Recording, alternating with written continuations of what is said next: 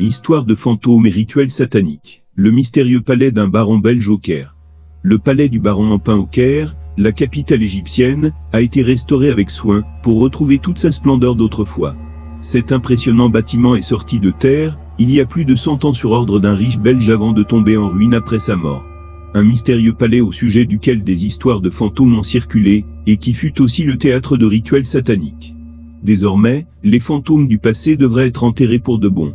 Édouard Louis-Joseph Empin, 1852 à 1929, fondateur de la célèbre dynastie industrielle, était passionné par l'Égypte. Il a participé à la modernisation du pays, et c'est d'ailleurs à lui que l'on doit la création de la ville nouvelle de Lyopolis, avec ses bâtiments inspirés de diverses architectures du monde entier, et son réseau de tramways électriques.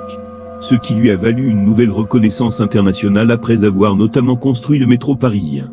Celui qui fut anobli par Léopold II en 1907 s'est fait construire un majestueux palais dans sa ville égyptienne, qui est aujourd'hui l'un des districts du Caire, la capitale. Le palais du baron Empin, surnommé la Villa hindoue, s'élevait au milieu des larges avenues verdoyantes, et des nombreux villas du quartier, lequel, outre un terrain de golf et un hippodrome, disposait également de son propre aéroport. Excusez du peu, terrain de jeu pour les vandales et refuge pour les chauves-souris. Inspiré par les temples d'Angkor Wat au Cambodge, et par des temples hindous, le palais du baron Empin est impressionnant par la richesse de ses ornementations. Singes, éléphants, lions, et serpents, statues de Bouddha, Shiva, Krishna, et autres divinités hindoues. Le baron y a lui-même vécu un certain temps avant de laisser la place à des membres de sa famille. Mais à sa mort, le bâtiment est resté à l'abandon, tombant presque en ruine. En 1959, la famille Empin l'a vendu, et il a ensuite changé de main à plusieurs reprises. Délabré, le palais était devenu un terrain de jeu pour les vandales et un refuge pour les chauves-souris. C'est aussi à cette époque que des choses étranges le concernant ont été signalées. L'on affirmait ainsi qu'il était hanté, et que des tunnels secrets avaient été creusés sous le palais.